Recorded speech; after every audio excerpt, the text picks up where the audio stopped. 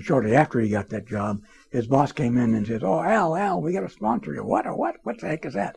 He said, they want you to just talk about their ice cream and they're going to pay us for it. You're kidding.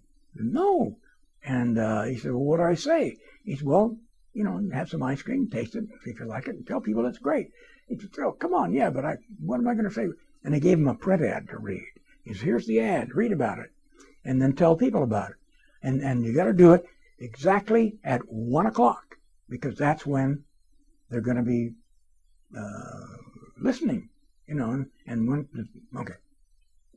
Well, I have a schedule for 1 o'clock. Well, at 11:30, they had a power outage, and the radio station was off the air.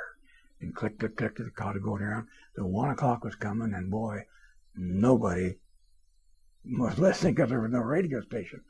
But Al figured that the people and it was Franilla ice cream was the sponsor, right?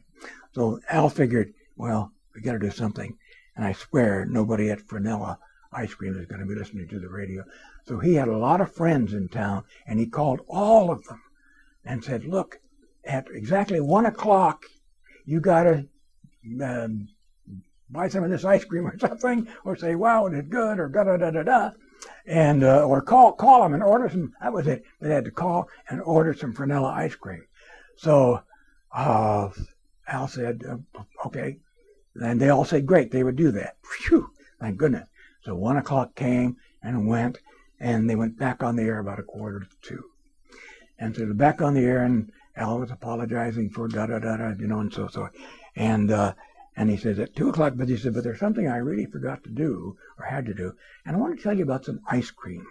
And when we were off the air there, I tried it, and oh my God, it's called Franilla ice cream, and I even wrote him a song. It goes, "Ice cream, you scream, we all scream for ice cream, but we scream even louder if it's Franilla. Franilla, Franilla ice cream." So he talked about it a little bit, and that was about 2 o'clock. So anyway, then he went back to talking and playing his records and reading a newspaper. And at 4 o'clock, the owner of the station came in, and he said, "Al, my God, it's fabulous. It's just wonderful." And he said, "Well, what happened?" He said, "Well, at 1 o'clock, when the commercial went on," and obviously the guy at the radio station wasn't listening either, he said, "A lot of people called up and bought the ice cream." He said, "Something like 32 people.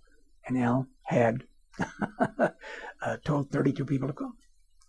And he says, "But the most amazing thing was that about 2 o'clock, he says, my God," Al, he said, 700 people called to order the ice cream." And he says, "It was the most amazing thing ever. So those 32 people must have told their friends or something." And Al said, "No, I read the commercial at 2 o'clock. He told the guy what had happened." And he's, oh my God. And that's when Al Jarvis realized that radio worked, and that he had a lot of people listening to him. He hadn't even realized that. But he became right then, that's it. This is my job forever. And advertising worked.